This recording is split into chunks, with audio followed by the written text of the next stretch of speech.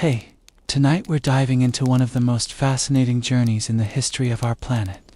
The story of what it was like to be the very first human on Earth. We'll time travel back nearly 6 million years to meet our earliest ancestor and experience the challenges, triumphs, and everyday struggles of becoming human. But before you get comfortable, take a moment to like the video and subscribe, but only if you genuinely enjoy what I do here. And let me know in the comments where you're tuning in from and what time it is for you. It's always fascinating too. See who's joining us from around the world.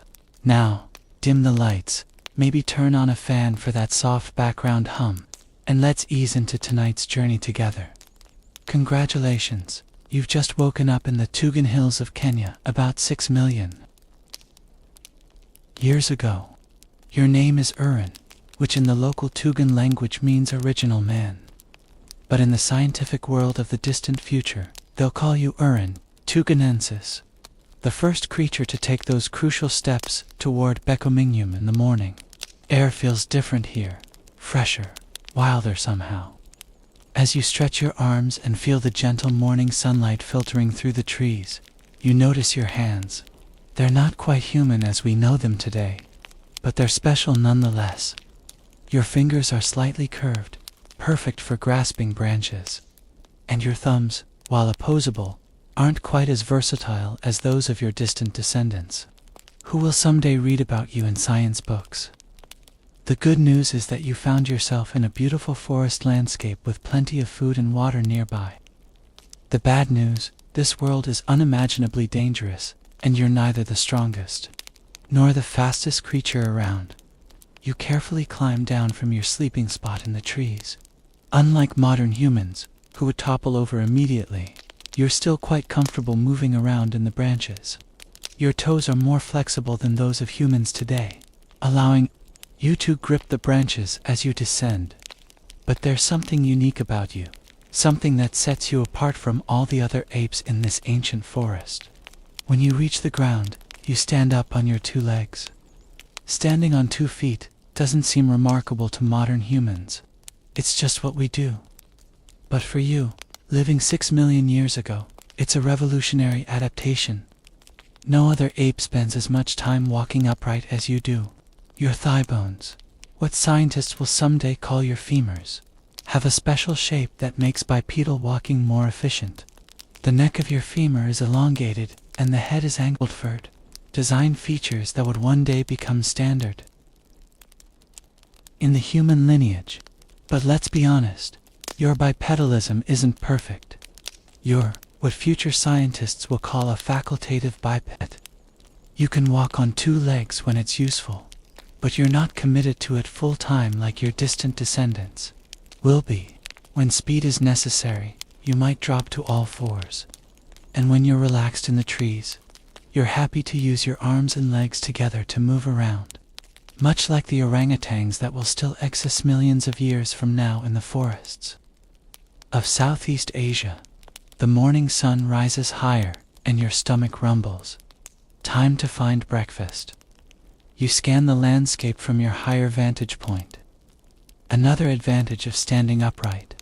In the distance, you can see fruit trees, and your excellent vision allows you to spot which ones are bearing ripe fruit today. Walking on 2 legs frees your hands, and that's particularly useful for carrying food. You make your way to a fig tree heavy with ripe fruit. Climbing is still natural for you, and your curved fingers and flexible feet make short work of the trunk. You gather several figs, more than you could eat right now, and climb back down, rather than eating them all at the base of the tree, where other animals might compete with you. You can carry them to a safer location thanks to your free hands. Your diet is quite varied. Your teeth tell the story of your eating habits. Future paleoanthropologists will examine them carefully. Your back murs have thicker enamel than those of other apes, allowing you to crunch through nuts and seeds. Your front teeth aren't as specialized for tearing through tough plant materials as they are in other apes. You're an omnivore, eating what's available: fruits, nuts, berries, leaves, and occasionally insects or small animals. After breakfast, you continue exploring your territory. The landscape of East Africa 6 million years ago is a mosaic of environments. There are dense forests near rivers and lakes, open woodlands on the slopes, and patches of more sparse vegetation in drear areas. You prefer the forests and woodland edges, where trees provide safety, but the more open areas offer different food sources. You hear the alarm calls of monkeys in the canopy, a warning sign. Predators are nearby. Being able to stand upright gives you another advantage. You can see over tall grasses to spot danger. Your eyes scan the area, and there in the distance you spot it. A large cat, an ancient relative of today's leopards moving stealthily through the grass. Unlike modern humans, you don't have as sophisticated weapons. Your survival depends on awareness, quick reflexes, and knowing when to retreat to the safety of the trees. You move quietly toward a nearby forest patch, staying alert. When the cat suddenly changes direction and begins moving toward you, you make a decision that showcases your unique adaptation. You stand upright and run. Not with the perfect efficiency that modern humans would achieve millions of years later, but effectively enough to reach the trees before the predator closes. Your climbing abilities save you. Within moments, you're high in the branches, watching as the frustrated cat prowls below. This is a dance that plays out regularly in your life, being caught between terrestrial dangers and auroral safety. As the day warms up, you find a comfortable spot in the shade of a tree with a good view of the surroundings. Life for you involves a lot of watching and waiting. Energy conservation is important, and like modern apes, you don't needlessly expend effort. You're not alone in this world. You live in a small group with others of your kind. A band of about 20 individuals, just like modern chimpanzees and bonobos. You're a social creature. Your group provides protection, companionship, and the sharing of knowledge about where to find food and water. Your communication is limited compared to modern humans. You have no language as we know it, but you do have a rich repertoire of calls, gestures, and expressions. You can warn others of danger, indicate the location of food, express emotions from fear to contentment, and establish social hierarchies through your behaviors. The social dynamics of your group are complex. There are dominance relationships, friendships, occasional conflicts, and reconciliations. You recognize each individual and remember their behaviors. Who can be trusted? Who might steal food? Who is a reliable ally during conflicts with neighboring groups? Speaking of neighboring groups, territorial disputes are part of your reality. While not as violent as some later hominins would become, your species does compete for the best territories with the most reliable food sources. These interactions help to spread your species across the landscape as smaller groups sometimes split off to find new territories. The afternoon brings a brief rainstorm. Unlike many animals that seek immediate shelter, you and your group have an interesting response to the rain. You continue foraging for a while as the rain keeps many predators at bay. Your more upright posture means less of your body's surface is directly exposed to rain, an advantage your descendants will develop even further. As the rain stops, you find yourself near a small stream. You pause to drink, crouching down on your haunches. The water is cool and refreshing. After drinking, you notice something in the mud by the water's edge. Tubers that the rain has partially exposed. These starchy foods are valuable sources of energy, and you dig them out with your fingers.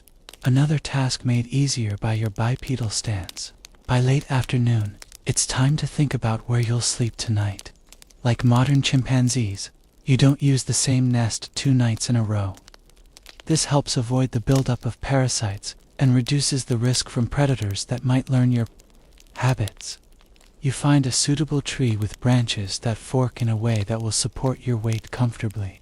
Using your impressive climbing abilities, you ascend to about 15 feet off the ground, high enough to be safe from most predators. You begin breaking small branches and folding them into a rough platform.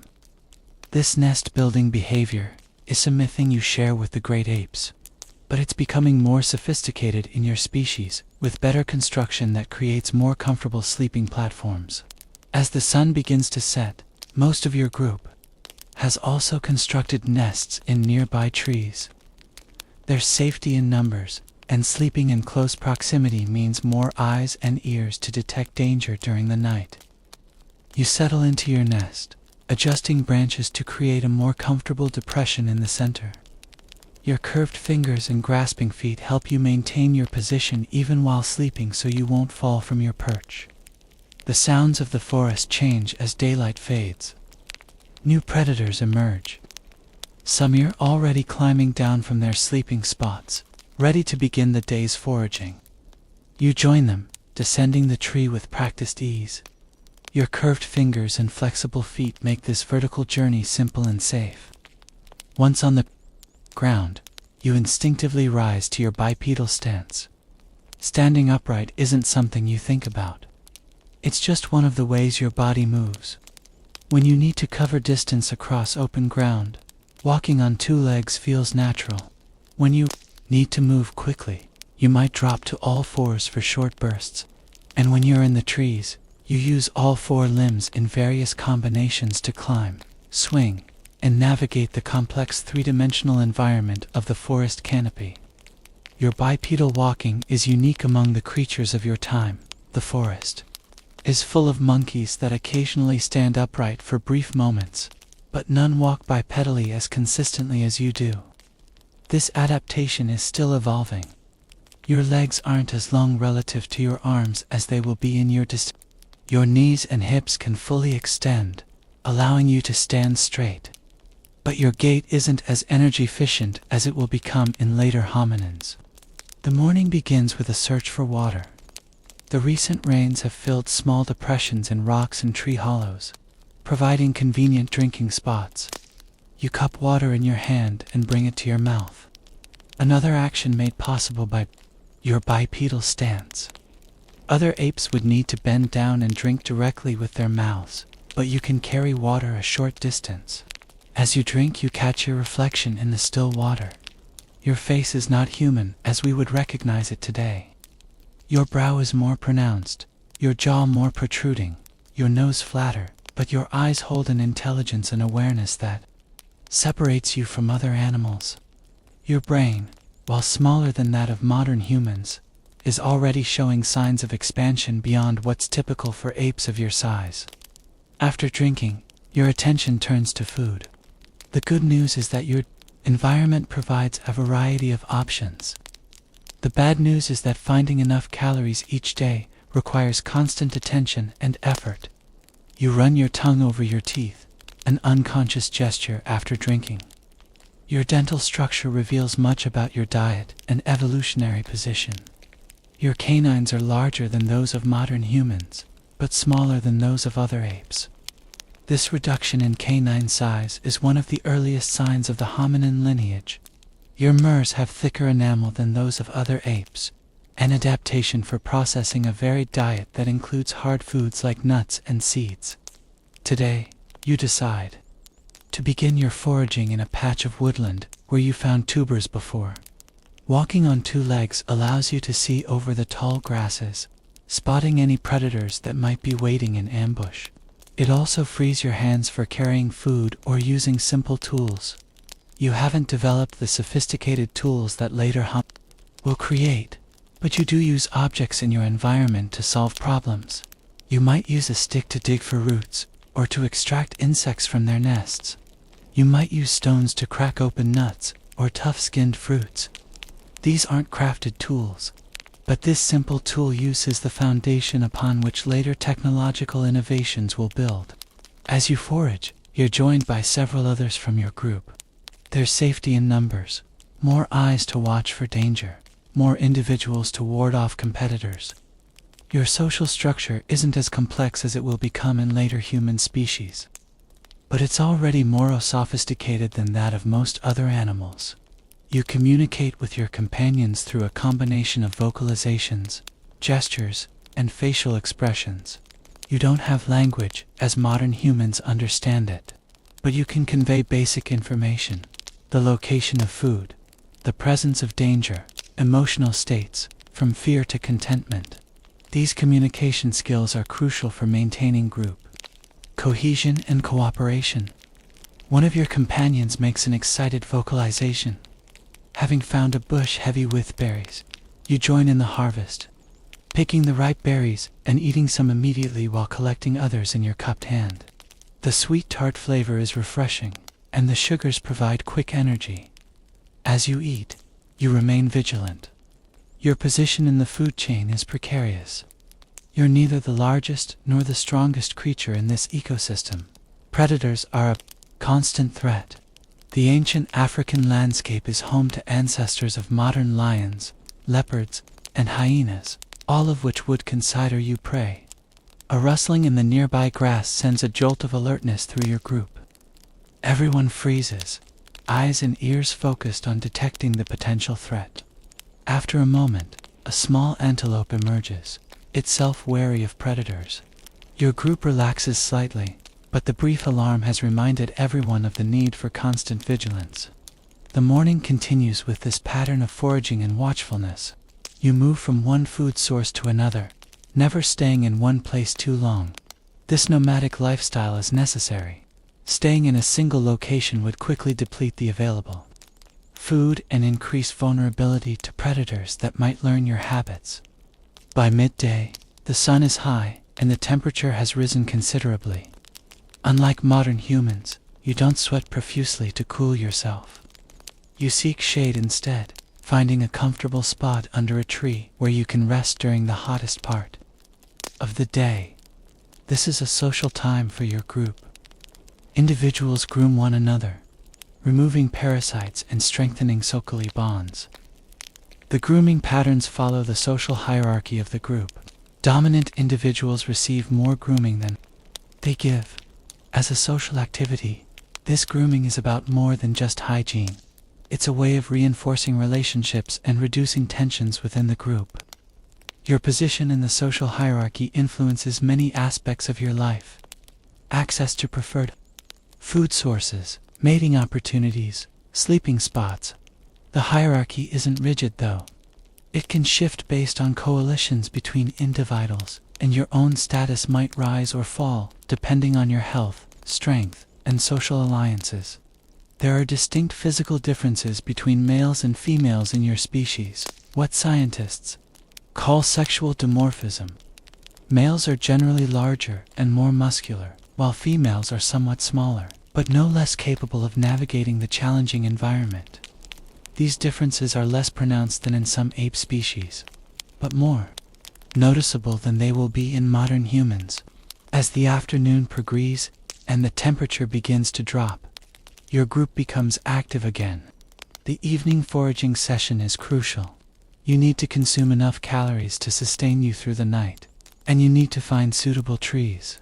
For constructing your night nests, you move deeper into the forest where fruit trees are more abundant. Walking upright through the undergrowth gives you advantages.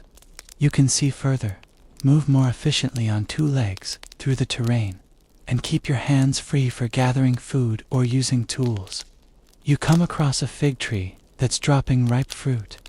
It's a bonanza. Figs are packed with sugar and nutrients, but you're not the only one who's noticed this resource. A group of monkeys is already in the tree, harvesting the best fruits. This is where your bipedal adaptation proves valuable in yet another way. You can stand at the base of the tree and collect the fruits that the monkeys drop or knock down while they feast in the canopy. You and your group gather the windfall below. It's a form of passive recuperation that benefits both species, though neither is aware of this ecological relationship. While collecting figs, you notice something interesting in the soft ground. A patch of disturbed earth where a recent rainstorm has exposed some roots. Using a stick, you dig deeper, uncovering starchy tubers that will provide substantial nutrition.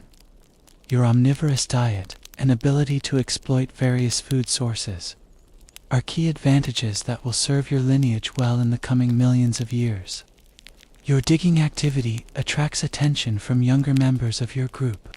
They watch closely, learning this food-gathering technique through observation. This cultural transmission of knowledge, learning by watching others, is another trait that will become increasingly important in the hominin lineage. The afternoon wears on, and your group gradually moves toward an area with suitable trees for night nests. Along the way, you pass a small stream.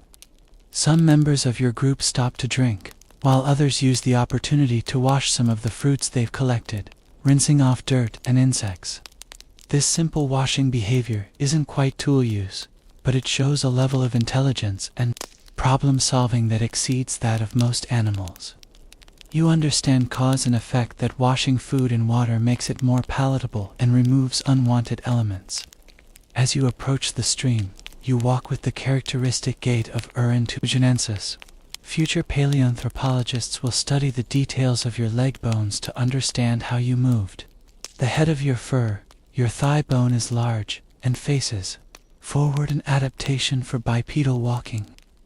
The neck of the femur is elongated and has a special internal structure with thicker bone on the underside designed to handle the stresses of upright walking. Yet your bipedalism isn't identical to that of modern humans. Your feet still have more curved toes, better for grasping branches. Your legs aren't as long relative to your body size, and your pelvis hasn't fully adapted to the demands of birthing offspring with larger brains. That challenge will face your descendants millions of years in the future. At the stream, you pause to drink and to wash some tubers you've collected. Your reflection in the water shows a creature that exists at the boundary between two worlds. Not quite ape, not quite human. Your face has a prominent brow ridge and a somewhat protruding jaw, but it's less prognathic than that of other apes. Your canine teeth are reduced compared to other apes, but still larger than those of modern humans. As you drink, ripples suddenly spread across the water's surface. Something large is moving nearby. You freeze, then slowly raise your head to scan the area. There, partially concealed by reeds at the water's edge, is a crocodile, an ancient relative of today's Nile crocodiles. You back away slowly, alerting others in your group with a low vocalization. This predator is especially dangerous near water, where its ambush tactics are most effective. Your bipedal stance allows you to spot this threat before it can strike, giving you precious seconds to retreat to safety. The encounter with the crocodile reminds everyone of the constant dangers in this environment. The group moves away from the stream, continuing toward the area where you'll make your night nests. Along the way, you pass through a patch of grassland between forest sections. Here, your bipedal locomotion proves valuable once again. Standing upright in the tall grass gives you a better view of your surroundings. You can see over vegetation that would obscure the vision of a quadrupedal animal of similar size. This improved sightline helps you spot both potential food sources and dangers from a greater distance. The grassland is home to various herbivores, ancient relatives of today's antelopes, zebras, and other African ungulate. These grass eaters are always alert for predators, and their behavior provides an early warning system that benefits your group. If they suddenly flee, it's a signal that a predator may be approaching. You watch a group of ancient bovids, grazing peacefully. Their continued calm feeding gestures you that no immediate danger is present. Still, you move through this open area efficiently, aware of your vulnerability away from the trees. As you walk, your gait reveals the transitional nature of your bipedalism.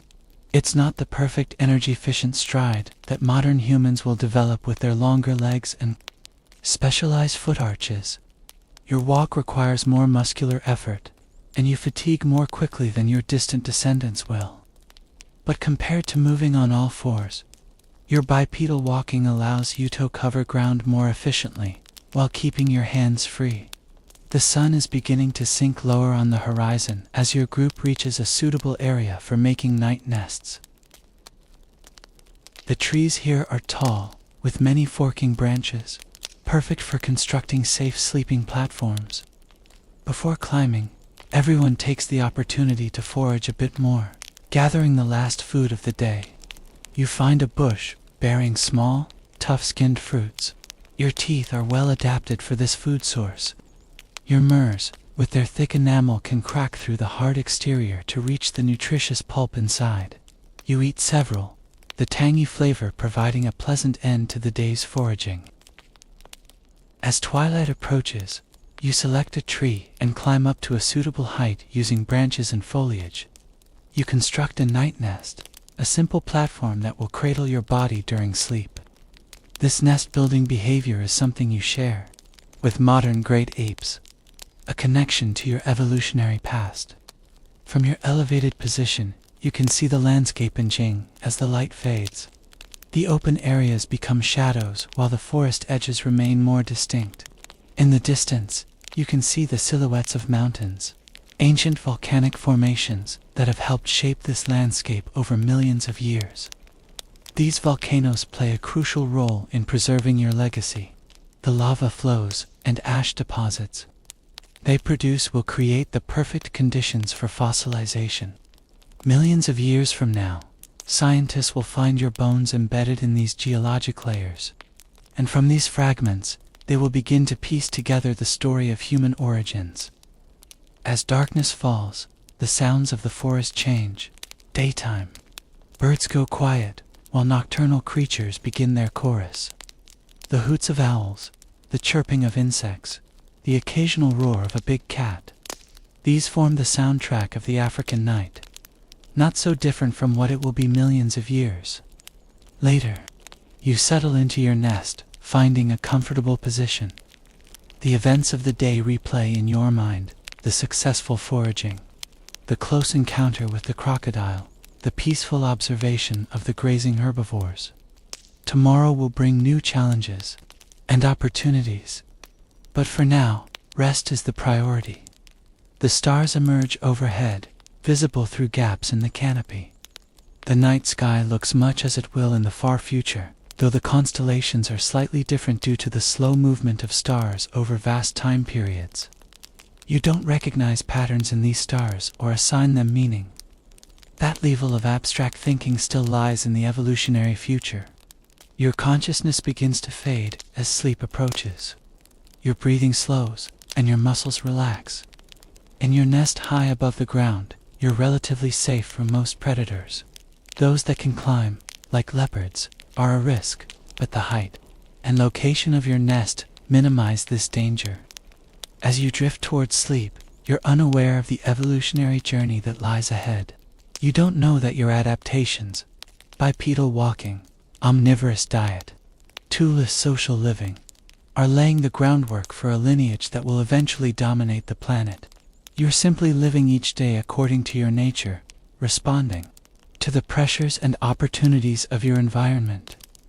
In the darkness, surrounded by the sounds of the ancient African night, you sleep. Your dreams, if you have them, are probably simple replays of daily activities, emotional responses to events, perhaps preparations for future challenges. Your consciousness is sophisticated for your time, but lacks complex layers of abstraction and self-awareness that will characterize your distant descendants. Tomorrow will bring another day of foraging, avoiding predators, and navigating social interactions. The eternal cycle of life for Tuganis, the original man who stands at the very beginning of the human story. Morning arrives with a chorus of birds announcing the new day. You awaken in your nest, high in the safety of the tree branches. The air feels different today, heavier, more humid. Dark clouds gather on the horizon, suggesting rain will come later. Weather patterns in this ancient East African landscape are seasonal, with wet and dry periods that shape the behavior of all living creatures. As you climb down from your night nest, a light drizzle begins to fall. The good news is that rain often keeps larger predators less active. The bad news is that finding dry food becomes more challenging, and moving through wet vegetation soaks your body hair, making you feel heavier and colder. You pause halfway down the tree, sheltering under a thick branch as the rain intensifies. Briefly, your bipedal adaptation isn't just useful for walking. It also helps in situations like this.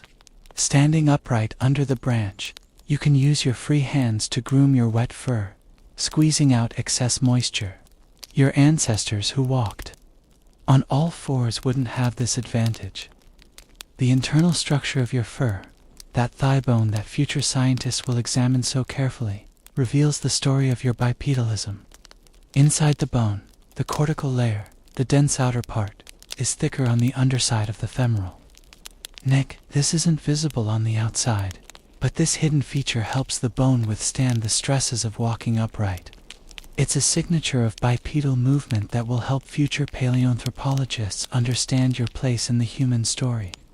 The rein eases to a gentle patter and you continue your descent on the ground. You rise to your characteristic bipedal stance.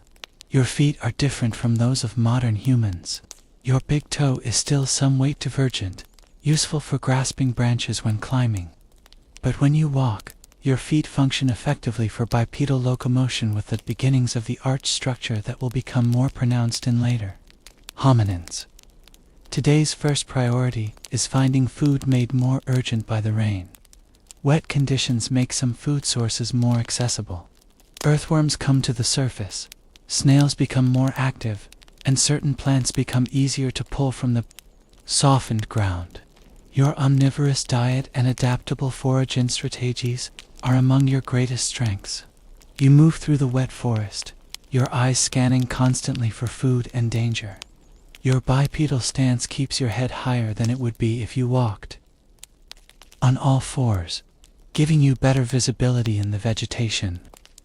You spot a fallen tree that's been decomposing for some time, a potential gold mine for grubs and insects. Using a stick as a simple tool, you poke and pry at the rotting wood. This basic tool use doesn't involve crafting or modifying objects, but it's still a significant cognitive step beyond what most animals can do. You're using an object from your environment to solve a problem, accessing food that would otherwise be hard to reach.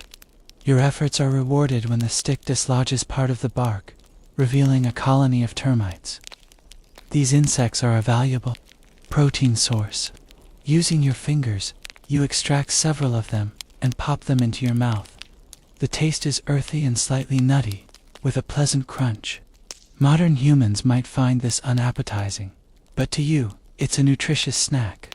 As you forage, you're joined by others from your group who have also descended from their night nests. There's a loose hierarchy in your social structure, and when resources are concentrated, like this turmeric log, access follows this hierarchy. More dominant individuals get priority while others wait their turn or seek alternative food sources. This social complexity is another hallmark of your species. You're not just responding to immediate stimuli, you're navigating a sophisticated web of relationships. You recognize each individual in your group, remember their past behaviors, and adjust your own actions accordingly. This social intelligence will become increasingly important as the hominin lineage evolves. The rain has stopped completely now, but the forest remains wet. Droplets fall from leaves overhead as the breeze stirs the branches. You move away from the log after having your fill of termites, looking for more substantial food. Fruits, nuts, tubers. These will provide the calories you need for the disactivities. You come across a patch of small starchy roots that the rain has made easier to extract from the ground.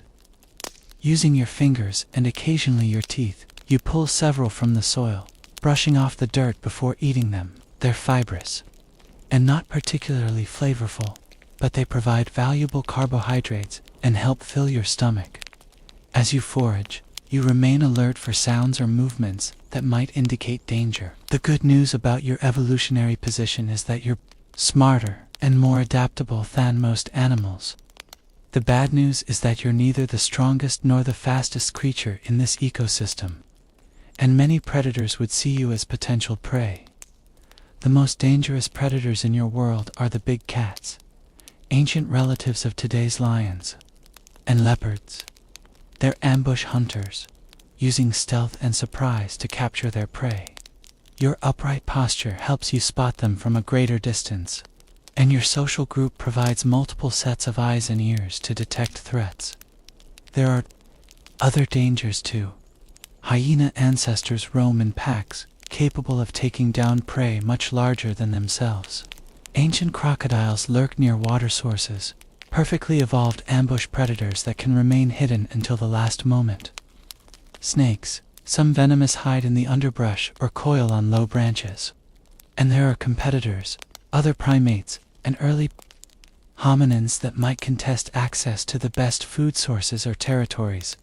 Your survival in this challenging environment depends on a combination of factors: intelligence, adaptability, social cooperation, and your unique physical adaptations. Particularly bipedalism. Walking upright isn't just about locomotion. It's a key element in your species' survival strategy. By midday, the sun has broken through the clouds, creating a steamy warmth as water evaporates from the vegetation. You find a sunny spot and take some time to groom yourself, removing parasites and untangling your body hair. This isn't just about hygiene, it's also about wet matted fur doesn't insulate effectively, so keeping it clean and fluffy helps maintain your body temperature. Unlike modern humans, you don't have sweat glands distributed across your entire body. Your cooling system is less efficient, making you more vulnerable to overheating. This is one reason why you and your group tend to rest during the hottest part of the day, becoming more active in the cooler morning and evening hours. As you groom, you observe the activities of other creatures. In the forest, a group of monkeys moves through the canopy overhead, their chattering and branch shaking, revealing their position. Birds of various species flit between trees, some hunting insects disturbed by the monkey-key's passage. A pair of small antelope browse cautiously at the forest edge, ready to flee at the first sign of danger. This awareness of other species and their behaviors is part of your ecological intelligence. You know which animals are threats, which are potential competitors for food, and which are harmless or even useful as warning systems. This knowledge isn't taught or learned consciously. It's acquired through observation and experience, becoming an intuitive part of how you navigate your world. After resting, you and several others from your group move toward a nearby stream. Water is essential, and in this landscape, it's found in rivers, streams, lakes, and seasonal ponds. The recent rain will have replenished water sources and possibly created new temporary pools. Approaching water always requires caution. Predators know that prey animals must drink, so water sources are prime hunting locations. Your group moves carefully, scanning for any signs of danger before approaching the stream. The water is clear and cool, refreshing after the humid warmth of the day. Your bipedal stance again proves useful. You can wade into shallow water while keeping your head well above the surface, an advantage when crossing streams or foraging in marshy areas. Some food sources, like certain aquatic plants with edible roots, are more accessible to a creature that can stand upright in shallow water. After drinking and cooling off, your group begins moving again, heading toward an area of mixed woodland and more open terrain. This ecotone, the boundary between different habitat types, often offers the greatest diversity of food sources. Forest edges provide fruits and nuts, while more open areas might have tubers, seeds, and different insect species. Your bipedal locomotion is particularly advantageous in this varied landscape. In the forest, you can reach up to lower branches while standing on the ground. In more open areas, you can see over tall grasses to spot both food resources and potential threats. As you walk, your gait reveals the evolutionary compromise that is a roaring tuggensis. You're bipedal, yes, but your proportions aren't yet fully adapted to this mode of locomotion. Your arms are still relatively long compared to later hominins, and your legs haven't achieved the length and structural adaptations that will characterize modern humans. Your walking requires more energy than that of your distant descendants, but it's still more efficient for medium-distance travel than moving on all fours would be. You reach a small clearing where a fruit-bearing tree has dropped its bounty on the ground. The fruits are tough-skinned but contain sweet, nutritious pulp. Inside, using a stone, You crack open several of them, revealing the bright interior. This action, using a stone as a tool without modifying it, is what future anthropologists will call unmodified lithic technology. It's not stone tool making yet, but it's a precursor to that crucial human technology. As you eat, you notice movement. At the forest edge, a female from your group is approaching with a small infant clinging to her. Reproduction and child rearing in your species share characteristics with both apes and later hominins. Infants are born relatively developed compared to modern humans, capable of clinging to their mothers from birth, but they still require extended care and protection, learning essential skills through observation and practice over several years. The presence of infants affects group dynamics and movement patterns. Groups with young travel more slowly and may avoid riskier food gathering strategies. But the extended childhood of your species also allows for more learning and the development of more complex skills, a pattern that will become increasingly important in hominin evolution. The afternoon continues with more foraging, social interaction, and vigilant awareness of the surroundings. Your group moves through the landscape, never staying in one place too long. This nomadic lifestyle is necessary for a species that doesn't cultivate food or store resources for future use. You go where the food is when it's available, following the ancient rhythms of seasonal abundance and scarcity. As the day begins to wane, your attention turns to finding suitable trees for night nests. Security is the primary consideration.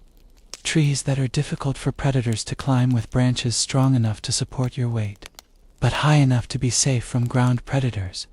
Before climbing, you gather a few more fruits to eat in your nest. Carrying food is another activity made possible by your bipedal adaptation. With hands free, you can transport resources from where they're found to where they can be safely consumed, an advantage that few other animals possess. As you select a tree and begin to climb, your body reveals its dual adaptation for both arboreal and terrestrial life. Your curved fingers and flexible feet make climbing natural and efficient. Your arms are strong and capable of supporting your body weight as you move through the canopy, yet your leg bones show the unmistakable signs of bipedal walking. The femoral head size and orientation, the reinforced internal structure of the femoral neck, the beginnings of the B-shaped pelvis that will become more pronounced in later hominins. You are in essence a transitional form, a creature adapted for both tree life and ground dwelling. This versatility is a key to your success in an environment that includes both forested areas and more open terrain. From your vantage point in the tree, you watch as the sun begins to set. The landscape is transformed by the golden light of late afternoon. From this height, you can see the diversity of the ancient East African environment. Forests near water sources, more open woodlands on slopes, grasslands in drier areas. This mosaic of habitats provides a variety of food sources and challenges, driving the adaptations that will eventually lead to modern humans. Your attention is suddenly drawn to movement in the distance.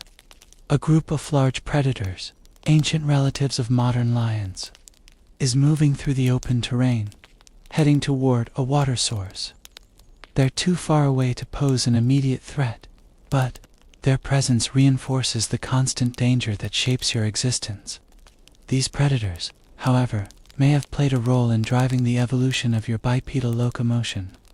The ability to see over tall grass, to spot predators from a distance, to carry food to safer locations for consumption, to use hands for wielding defensive tools or throwing gobbets. All these advantages of bipedalism contribute to survival in a predatoric environment. As twilight deepens, you begin constructing your night nest.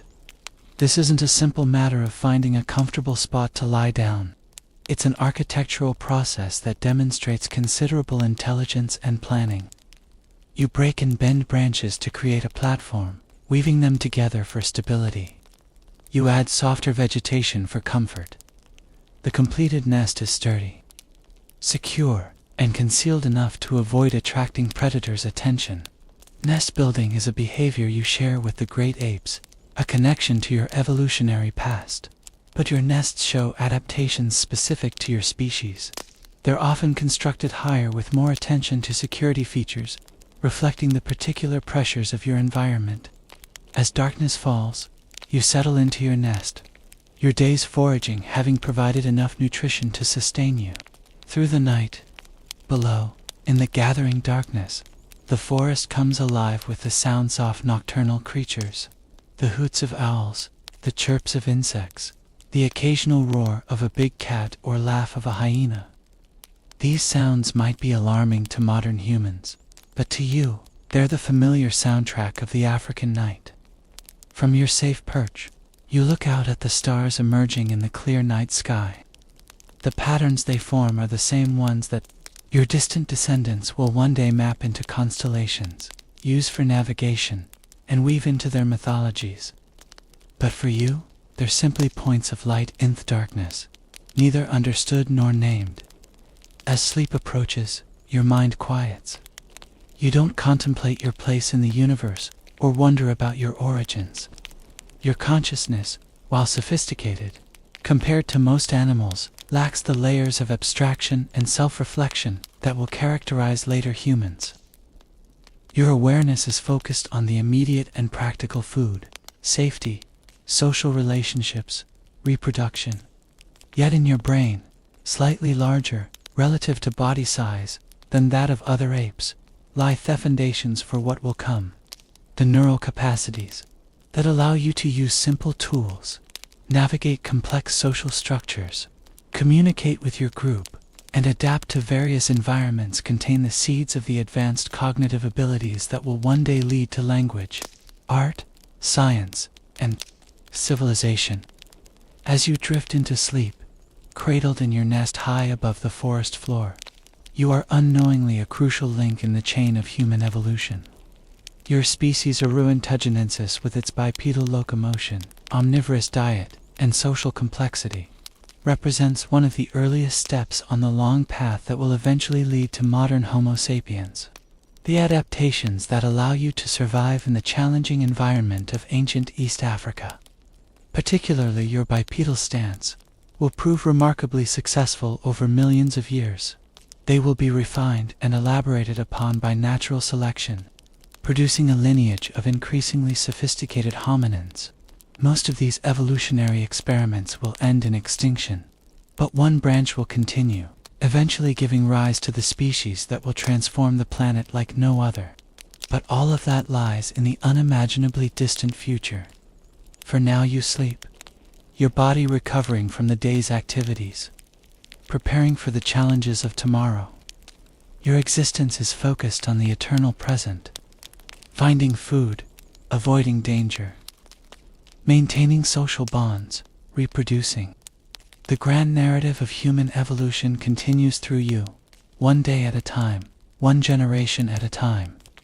In the endless process of adaptation and survival, the night deepens around your sleeping form.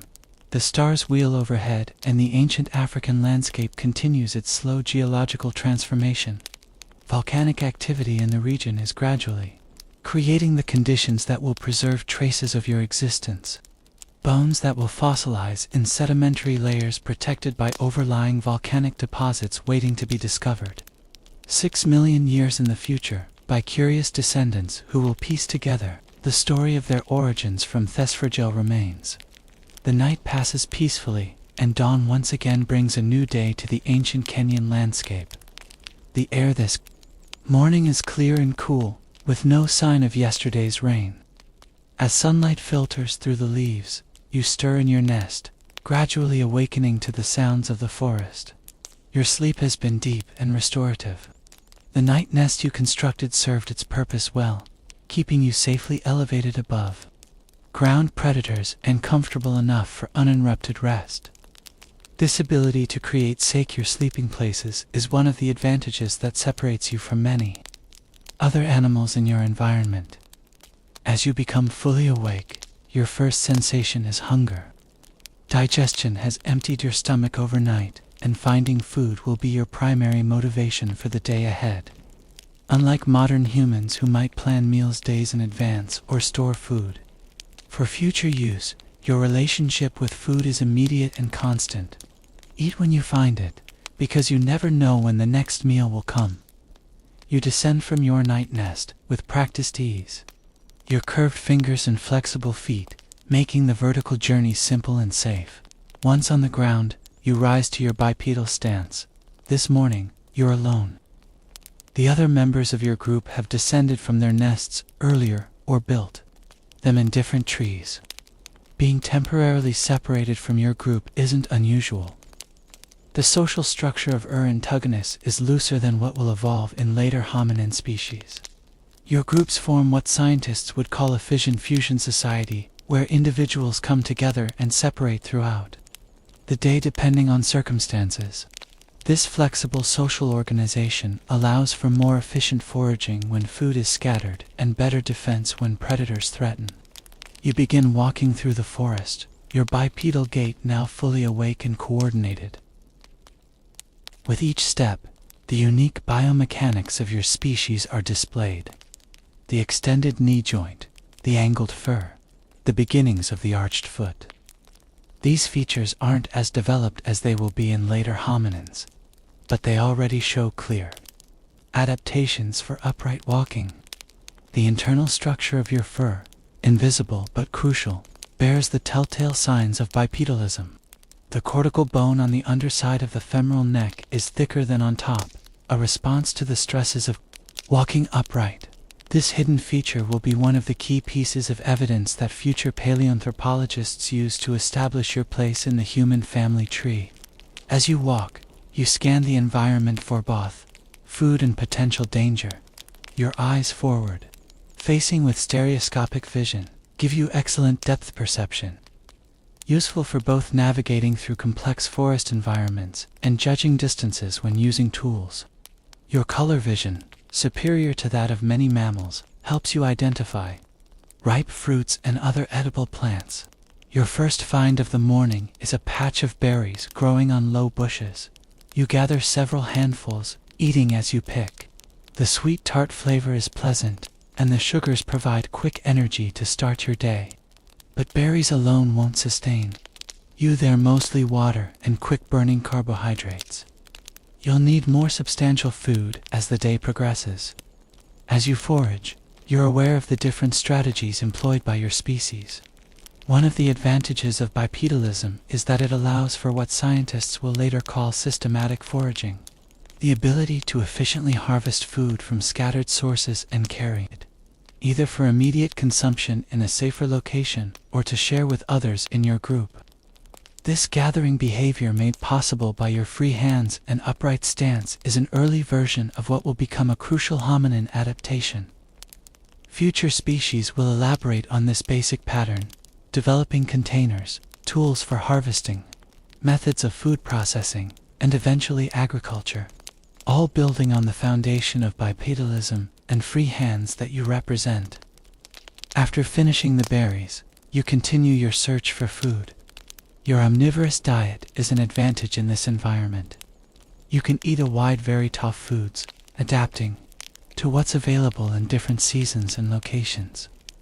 This dietary flexibility will prove to be one of the most successful adaptations in the hominin lineage, allowing your descendants to spread beyond Africa to virtually every environment. On Earth, your teeth tell the story of your varied diet. Unlike the specialized dentition of many animals, your teeth are generalized, adapted for processing many different types of food. Your lemurs have thicker enamel than those of other apes, better for grinding tough plant foods. Your canines are reduced compared to other apes, but still larger than those of modern humans, reflecting a transition in social structure and feeding behavior. As you move through the forest, you come across a fallen tree that has been dead for some time. The decaying wood is home to various insect larvae, a rich protein source. You use a stick to pry apart the rotting wood, exposing the grubs inside. This simple tool used doesn't involve crafting or modifying the stick, but it does show problem-solving intelligence. using an object from the environment to access food that would otherwise be difficult to reach. While you're focused on extracting, the lavia sound catches your attention. The soft footfall of something large moving nearby. You freeze all senses alert through the vegetation, and you glimpse a flash of spotted coat, a leopard-like predator, one of the most dangerous animals in your environment. This is a critical moment. Unlike most prey animals, you don't immediately flee. That would trigger the predator's chase instinct, and you can't outrun a big cat. Instead, you slowly back away, looking for the nearest climbable tree. Your bipedal stance gives you an advantage here. You can see over lower vegetation to track the predator's movement while also scanning for escape routes. The predator hasn't seen you yet, focused on something else in the undergrowth. Moving as quietly as possible, you reach a tree with low branches and quickly climb to safety.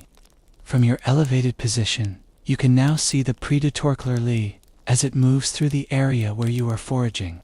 It's not actively hunting, just passing through, but the encounter is a stark reminder of your vulnerable position in the food chain.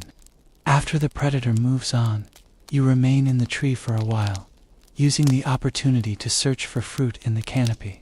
Your climbing abilities are excellent. Another reminder that while you're adapted for bipedal walking, you're still very much at home in the trees. Your curved fingers and flexible feet make moving through the branches efficient and secure. You find several fruits high in the canopy, eating them where they grow, rather than carrying them down. The juicy pulp helps quench your thirst as well as providing nutrition. Staying hydrated is a constant concern in this environment, especially during drier seasons when water sources become limited. After eating your fill of fruit, you descend from the tree and continue your foraging journey. By now, the sun is higher in the sky, and the day has warmed considerably. You find a shady spot to rest during the hottest part of the day, a behavior pattern shared by many animals in this environment. While resting, you notice other members of your group nearby. They've also found shade and are engaged in various activities, some grooming each other, some dozing, some keeping watch. You join them, your social nature drawing you back to the group after your solitary morning foraging. The social dynamics of your species are complex. There's a dominance, hierarchy, but it's not rigid or absolute. Relationships are maintained through grooming, food sharing, and other cooperative behaviors.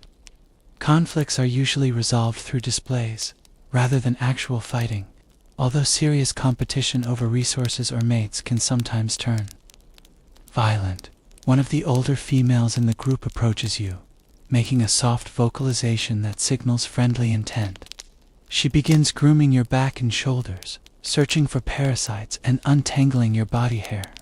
This grooming serves multiple purposes: hygiene, parasite control, and social bonding. You relax under her ministrations, the tension from your predator encounter gradually easing. Grooming is one of the primary ways social bonds are maintained in your group. It's a form of currency in your social economy, given and received, creating obligations and alliances. Those who groom others can expect to be groomed in return, and individuals who fail to reciprocate may find themselves with fewer allies when conflicts arise. After being groomed, you return the favor, carefully searching through Thefmale's hair for ticks and other parasites. Your hands, freed from locomotive duties by your bipedal adaptation, are perfect for this fine manipulation. The precision grip that allows you to pick small insects from another's fur is the same adaptation that will eventually enable your descendants to create sophisticated tools, art, and technology. As the afternoon progresses and the temperature begins to drop, your group becomes more active again. There's still more foraging to be done before nightfall, and water sources need to be visited. The group moves together now, heading toward a small stream about half a kilometer away. Walking in a group offers protection, more eyes to spot danger, more individuals to deter predators. Your bipedal locomotion allows you to cover this distance relatively efficiently, though not with the same energy economy that modern humans will eventually develop. Your proportions, arms still relatively long compared to legs, and the details of your hip, knee, and ankle structure make walking more energetically costly for you than it will be for later hominins. Still, bipedalism offers significant advantages. For your species, it frees your hands for carrying food, using tools, or signaling to others in your group. It allows you to see over tall grass and vegetation, spotting both food sources and potential dangers from a greater distance. And it helps you regulate body temperature by exposing less surface area to direct sunlight, an important consideration in the tropical environment you inhabit. Reaching the stream, everyone drinks deeply. Water ice life in this environment, and staying hydrated is essential. After drinking, some members of your group take the opportunity to wash foods they've collected, rinsing off dirt and insects from fruits and tubers. This simple food processing behavior doesn't qualify as tool use, but it does demonstrate a level of intelligence and cause and effect understanding that exceeds that of most animals. While at the stream, you notice something interesting in the soft mud of the bank. Footprints. Some are clearly from familiar animals. Antelope, boar, various birds, but some appear to be from members of your own species, perhaps from yesterday or earlier today. You don't consciously recognize these as footprints in the abstract sense that modern humans would, but you do register them as signs of recent presence, adding to your mental map of who moves through this territory and when.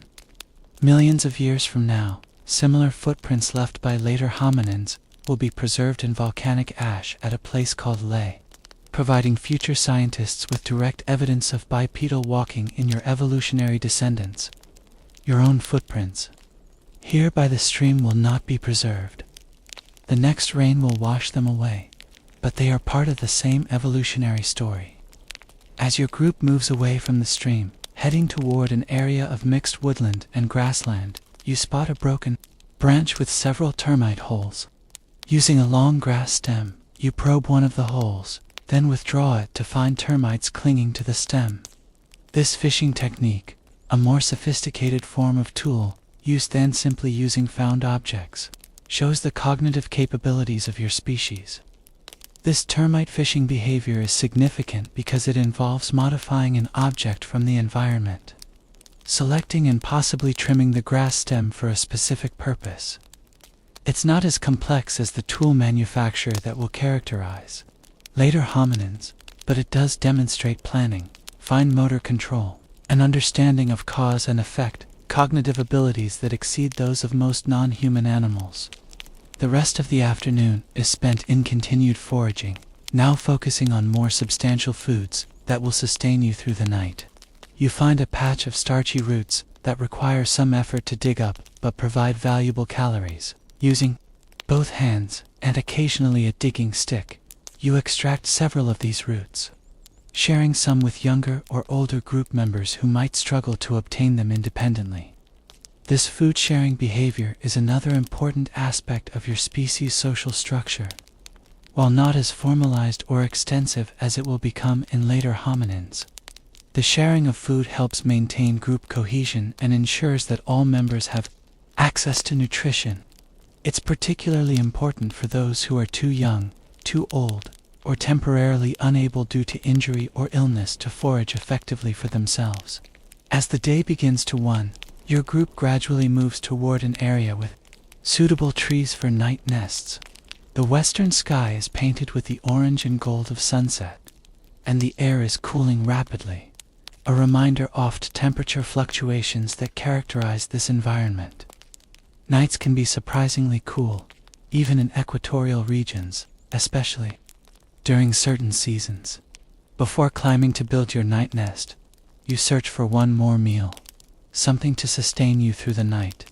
You find a bush bearing small, hard fruits with edible seeds inside.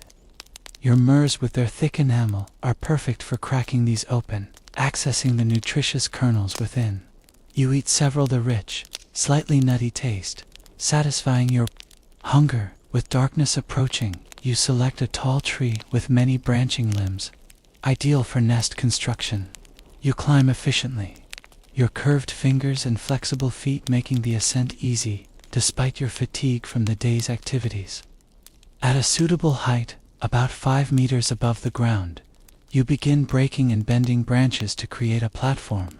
Nest construction is a sophisticated behavior that involves planning, manipulation of materials, and understanding of structural principles.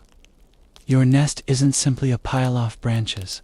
It's a carefully constructed platform with a depression in the center for your body, strong enough to support your weight throughout the night, and concealed enough to avoid attracting predators' attention. This nest-building ability is something you share with the great apes, a connection to your evolutionary past. But your nests show specific adaptations, related to your more terrestrial lifestyle and the particular predators in your environment. They're often higher, more robustly constructed, and better concealed than those of more fully arboreal apes. As you finish your nest and settle in for the night, other members of your group are doing the same in nearby trees. Their security in numbers. Even when sleeping, multiple individuals can alert the group if danger approaches. The distribution of nests isn't random. Dominant individuals often claim the most secure positions, while those lower in the hierarchy make do with less optimal locations. Night falls fully, transforming the landscape. Your data visual acuity gives way to other senses. Hearing becomes paramount with every snap of a twig or rustle of leaves evaluated as a potential threat. Your sense of smell, while not as acute as that of many predators, helps you detect some dangers, even in darkness. From your elevated position, you watch as nocturnal life emerges. The eyes of small mammals reflect momentary gleams of moonlight. Insects create a constant background chorus. Occasionally, the calls of night birds or the distant roar of a predator pierce the darkness. These sounds are part of the natural rhythm of your world. Sometimes concerning, but mostly familiar. As your body relaxes towards sleep, your mind processes the day's events. This isn't the abstract thinking or self-reflection that will characterize modern humans, but it is a form of cognitive processing that helps consolidate memories, particularly those related to food sources, dangers, and social interactions. Your brain, while smaller than that of modern humans, is already showing the expansion that will become a hallmark of the hominin lineage. Compared to other apes of similar body size, your brain is slightly larger, particularly in areas related to spatial awareness, manual dexterity, and social cognition. All adaptations that support your bipedal tool using socially complex lifestyle. The stars emerge overhead, visible through gaps in the canopy.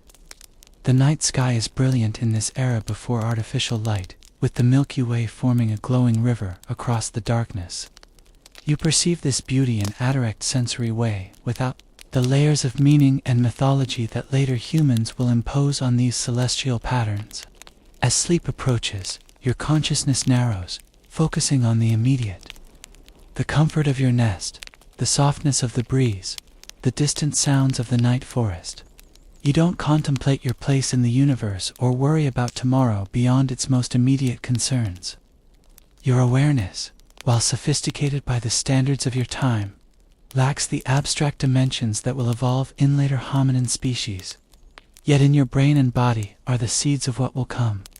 Your bipedal locomotion, omnivorous diet, manual dexterity, social complexity, and cognitive flexibility contain the foundations upon which natural selection will build.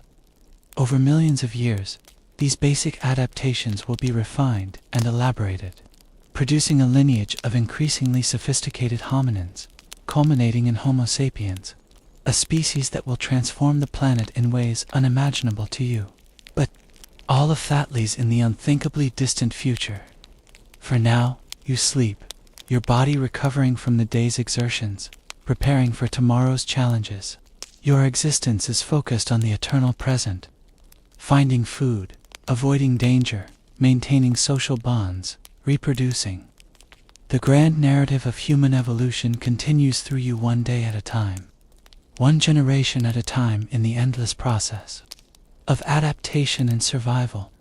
As you drift into deeper sleep, your breathing becomes slow and regular. Your mind, freed from the constant vigilance of waking hours, might dream, perhaps replaying significant events from the day, processing emotions, or preparing responses to potential future scenarios. These dreams aren't verbalized or abstract. They're primarily sensory and emotional, reflecting the immediate concrete nature of your consciousness. In your sleeping form, high in the branches of an ancient African tree, lies the future of humanity, not as a destiny or predetermined outcome, but as a potential waiting to be realized through the slow, undirected process of natural selection, acting on the variations that arise in each generation. Your adaptations, particularly your bipedal locomotion, represent a successful evolutionary experiment, one that will prove remarkably fruitful in the millennia to come. The night deepens around you. The stars wheel overhead, and the ancient landscape continues its gradual transformation. Geological processes, volcanism, erosion, sedimentation are slowly creating the conditions that will preserve traces of your existence. Bones that find their way into sedimentary layers protected by overlying volcanic deposits will eventually becoming the precious fragments from which future scientists will reconstruct the earliest chapters of the human story. Morning. Light gradually filters through the leaves, gently touching your face with warmth. Another day begins in the ancient landscape of the Tugen Hills. You awaken slowly, your body and mind transitioning from the deep rest-off night to the alert awareness needed for survival. The sounds of the forest, bird calls, rustling leaves, distant animal movements, form a familiar backdrop to your emergence into consciousness. As you stretch in your night nest, your joints and muscles feel the effects of yesterday's activities. Your body bears the marks of your evolutionary position, not quite human as we would recognize today, not quite ape as existed before. You are Tugenensis, a creature of transition, embodying adaptations that represent a crucial experiment in the story of human evolution. You descend from your night nest with practiced movements, your curved fingers and flexible feet, finding secure holds on the trunk and branches. On the ground, you rise to your characteristic bipedal stance. This morning ritual, climbing down from safety and assuming the upright posture that defines your lineage, is repeated across the forest as others from your group also begin their day. Today, your group seems more cohesive than yesterday. Rather than dispersing for solitary foraging, everyone is staying closer together. This behavioral flexibility, sometimes spreading out, sometimes clustering, is an adaptive response to changing conditions. Perhaps there were predator sounds during the night, or perhaps it's simply the subtle social currents that flow through your group, temporarily drawing members closer together.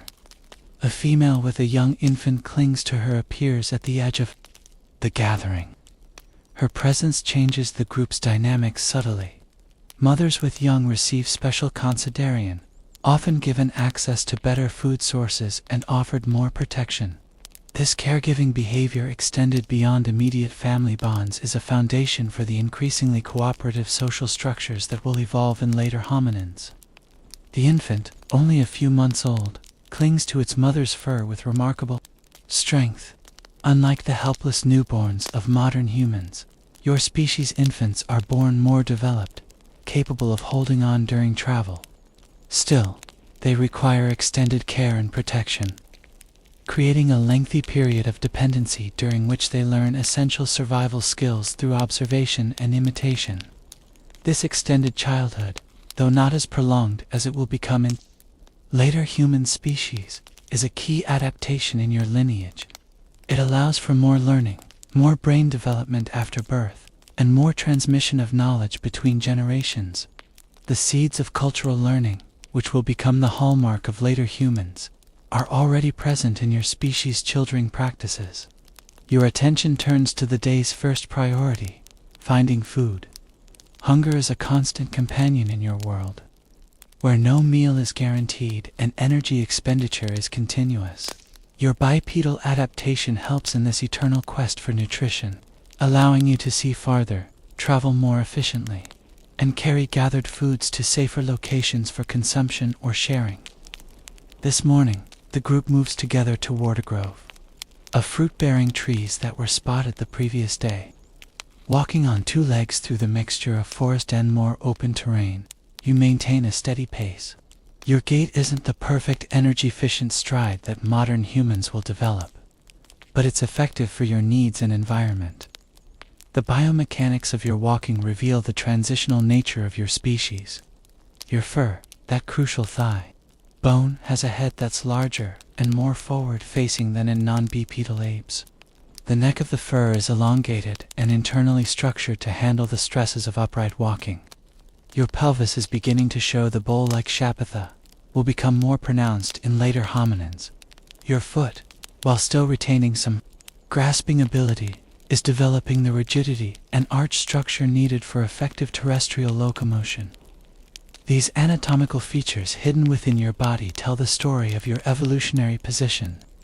You are neither fully committed to terrestrial life like your distant descendants will be, nor fully aureal like your ancestors were. You exist at the boundary between these worlds, combining adaptations for both tree climbing and ground walking in a successful compromise. Upon reaching the fruit grove, the group disperses slightly, each individual finding position under different trees.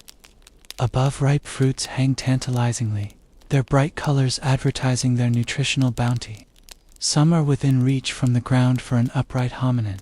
For others, climbing is necessary. You select a tree with low-hanging fruit and reach up. Another activity made possible by your bipedal stance. Standing on 2 feet, you can reach higher than you could on all fours, accessing food sources that might be unavailable to strictly quadrupedal animals of similar size. As you gather fruits, you notice a younger male struggling to reach the ones on his tree. In a display of the social cooperation that characterizes your species, you share some of your gathered bounty with him.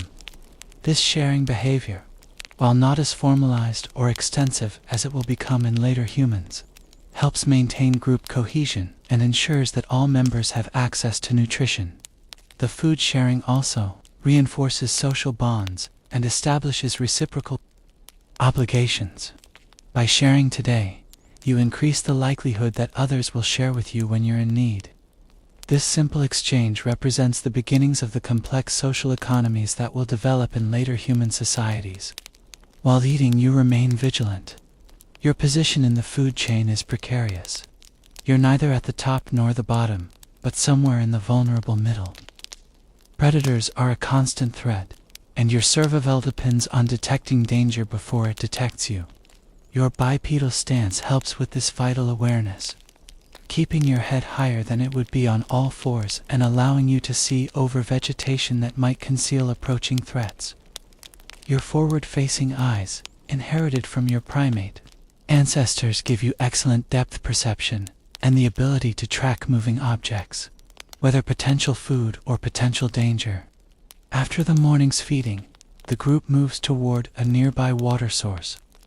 Water is life in this environment, and staying hydrated is essential, especially as the day warms. The path to the water crosses a section of more open terrain where the protection of dense forest gives way to scattered trees and taller grasses. In this more exposed setting, your bipedalism offers another advantage: heat management. Standing upright reduces the amount of your body surface directly exposed to the tropical sun. This, combined with your gradually decreasing body hair compared to more arboreal apes, helps you regulate temperature during active daylight hours. At the water source, a small stream fed by seasonal rains, everyone drinks deeply. Some members of your group take the opportunity to wash fruits they've collected, while others cool themselves by wading into shallow sections. This use of water for purposes beyond drinking shows a level of environmental interaction and problem-solving that exceeds that of most animals. While at the stream, you notice tracks in the soft mud, evidence that other animals have recently visited this water source. Your awareness of these signs isn't abstract or conceptual. It's a direct practical recognition that helps you assess potential threats or opportunities. If predator tracks are fresh, extra vigilance is warranted. If tracks from prey animals are abundant, it might indicate good hunting or scavenging opportunities nearby. The group spends the hottest part of the day in the shade near the water. This period of relative inactivity is not wasted. It's filled with social interaction, grooming, rest, and monitoring of the surroundings. Energy conservation is important. In an environment where food supplies are unpredictable and every calorie counts. During this rest period, you observe a female from your group gathering long grass stems. With careful manipulation, she's crafting what appears to be a simple tool, a probe for extracting insects from their nests or burrows. This tool-making behavior, while primitive compared to what will come later, shows planning, fine motor control, and understanding of material properties.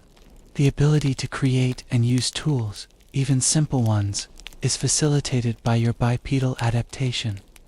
With hands freed from locomotive duties, you can manipulate objects with a precision that quadrupedal animals cannot match. This manual dexterity, combined with your growing cognitive capabilities, lays the groundwork for the technological innovations that will characterize the hominin lineage. As the afternoon progresses and the temperature begins to drop, the group becomes more active again. There's still foraging to be done before nightfall, and suitable trees for night nests need to be located. But today, there's an additional factor influencing the group's movement: the presence of unfamiliar individuals detected at the periphery of your territory. Territorial behavior in your species isn't as rigid or aggressive as it will become in some later hominins. But there are boundaries, areas that your group considers its own and defends against encroachment. These boundaries aren't marked physically. They exist in the collective knowledge of the group, defined by landmark features and regular patrol patterns. The detection of outsiders triggers a specific response from adult males in your group. They move toward the perceived boundary, making loud vocalizations and displaying aggressive postures. This territorial defense behavior is another aspect of your social complexity, involving cooperation among group members and recognition of us versus them. You join the group, moving toward the boundary, though you remain slightly behind the largest, most dominant males. As you approach the edge of your territory, you can see the intruders, a small group of individuals similar to yourselves, but not part of your established social unit. They might be a splinter group from a neighboring territory exploring potential new areas as their own resources become strained. The confrontation that follows is more display than combat. Both groups vocalize loudly, gesture aggressively, and occasionally throw objects or break branches. Physical contact is rare and usually limited to pushing or grappling rather than serious injury, inflicting attack. This pattern of high-intensity display with limited actual violence is a common conflict resolution mechanism among social primates. After several minutes of this ritualized confrontation, the intruders retreat. Your group has successfully defended its territory without serious injury to any member, an optimal outcome in evolutionary terms. The maintenance of exclusive access to resources within your territory ensures better nutrition for your group, while avoiding the potentially catastrophic costs of serious injury or death in physical combat. With the territorial dispute resolved, the group returns to foraging, now focusing on finding enough food to sustain everyone through the night. Different individuals employ different strategies. Some climbing trees for fruits, others digging for roots or tubers, some searching under logs for insect larvae. This diversity of foraging techniques is another adaptive advantage, allowing your species to exploit a wide range of food sources. Your own strategy this afternoon involves finding a particular type of nut that grows on bushes in more open areas. These nuts are hard-shelled but contain rich fatty kernels that provide concentrated energy. Using a stone as a hammer and another as an anvil, you crack open several nuts, extracting the nutritious contents. This use of unmodified stones as tools, what scientists will later call unmodified lithic technology, doesn't involve crafting or shaping the stones, but it does require selecting appropriate ones for the task and using them effectively. It's a form of tool use that demonstrates your cognitive abilities and problem-solving skills. As the day begins to wane, your attention turns to finding suitable trees for night nests. Security is the primary consideration. Trees that are difficult for predators to climb, with branches strong enough to support your weight, but high enough to be safe from ground-dwelling threats. Before climbing to build your nest, you gather a few more fruits to eat on sepsitold. This final foraging of the day ensures that you won't go to sleep hungry, which could interfere with rest and recovery. Carrying food, another ability made possible by your bipedal adaptation, allows you to eat in the safety of your nest rather than being vulnerable on the ground after dark. You select a tall tree with many branching limbs and climb efficiently to a suitable height. Using the gathered materials, you construct your night nest, a platform of broken and bent branches lined with softer foliage. The construction process demonstrates your manual dexterity, spatial awareness, and understanding of structural principles. As twilight deepens into night, you settle into your nest. From this elevated position, you can see other members of your group also preparing for night in nearby trees. The distribution forms a loose circle with more vulnerable individuals. Mothers with young, older, or injured members, often positioned toward the center, surrounded by more capable defenders. The stars emerge in the darkening sky, forming patterns that will remain largely unchanged for the millions of years between your time and that of your distant descendants.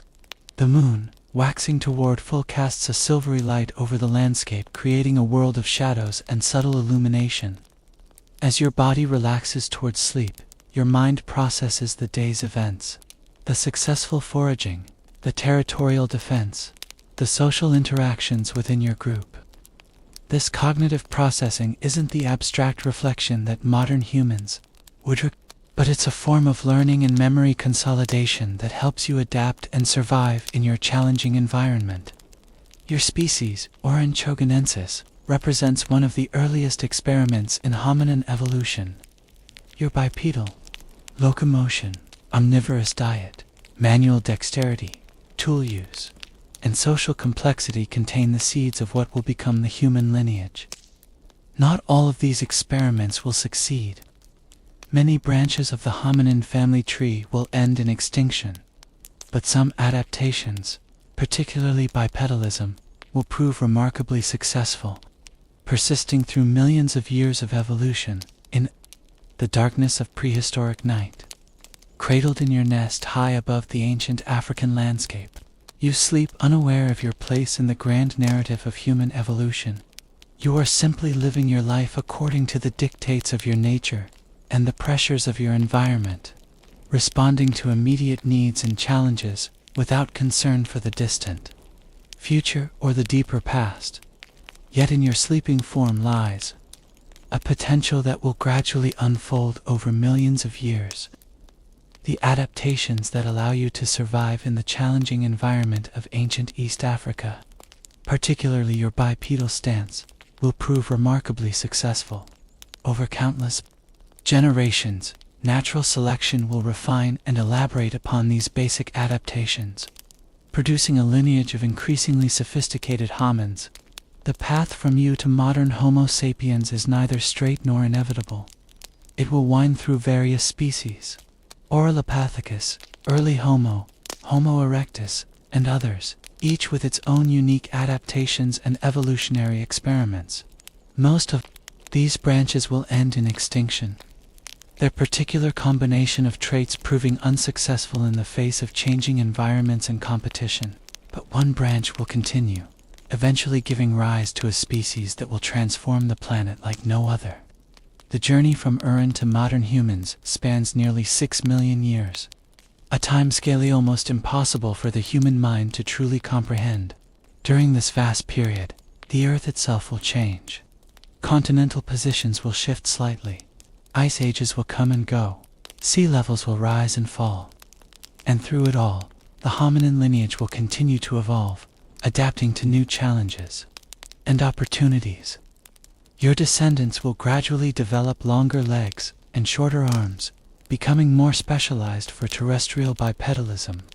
Their feet will lose their grasping ability, developing rigid arches for more efficient walking and running. Their pelves will reshape to support upright posture while still allowing for the birth of increasingly larger-brained infants. Their hands will become more dexterous with precision grips capable of crafting and using sophisticated tools. But perhaps the most dramatic changes will occur in the brain. Starting from your somewhat enlarged brain, already showing signs of expansion beyond what's typical for apes of your size. The hominin lineage will experience a remarkable increase in brain volume and complexity.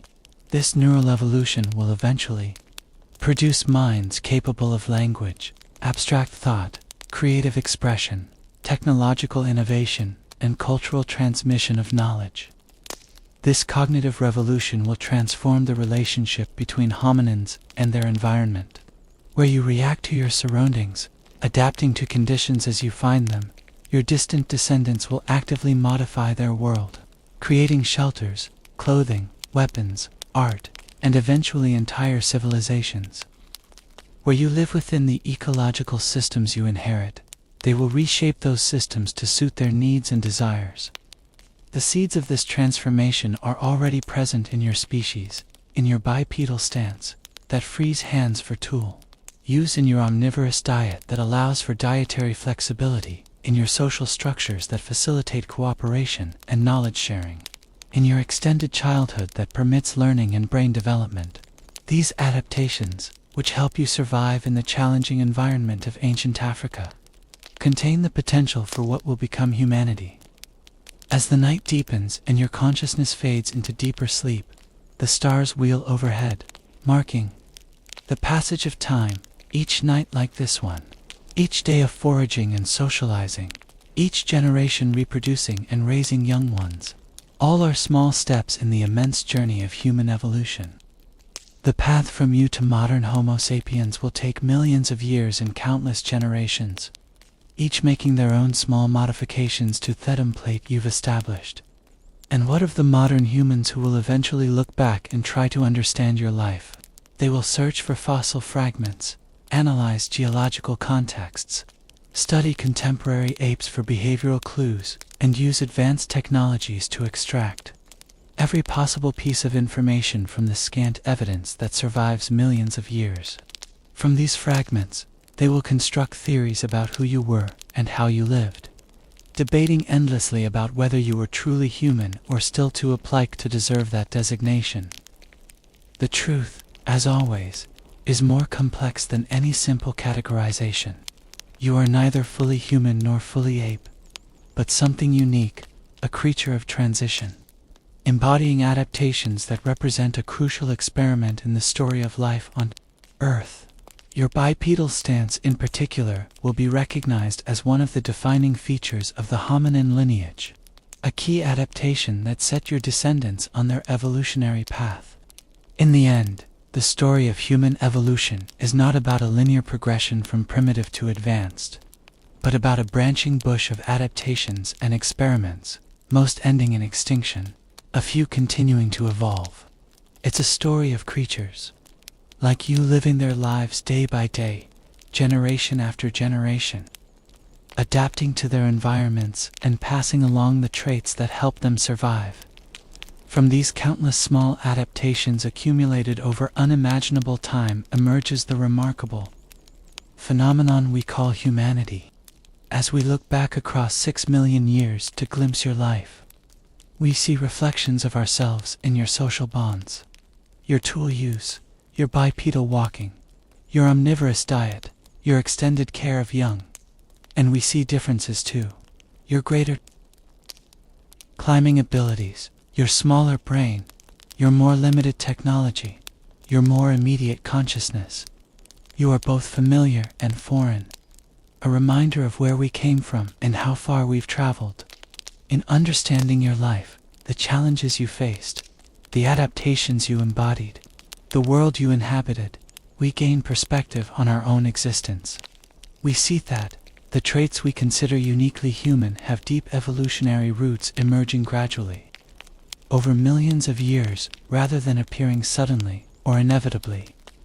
We recognize that our own species, for all its remarkable adaptations and accomplishments, is just one experiment among many in the ongoing process of evolution. And perhaps most importantly, we learn humility. The story of human evolution reminds us that we are part of nature, products of the same evolutionary processes that shape all life on Earth. Our existence isn't predetermined or privileged, but the result of countless adaptations and chance events stretching back through deep time. Our remarkable minds and technologies emerge from the same fundamental forces that drove your bipedal walking. The endless dance of variation, inheritance, and selection. As you sleep in your nest under ancient stars, unaware of your place in history, you embody the beginnings of what will become humanity. In your bipedal stance, your manual dexterity, your social complexity, and your cognitive flexibility lie the foundations upon which natural selection will build. The path from you to us is long and winding, filled with experiments and extinctions, adaptations and innovations, but it begins here with creatures like you taking the first upright steps on the journey that will eventually lead to humanity.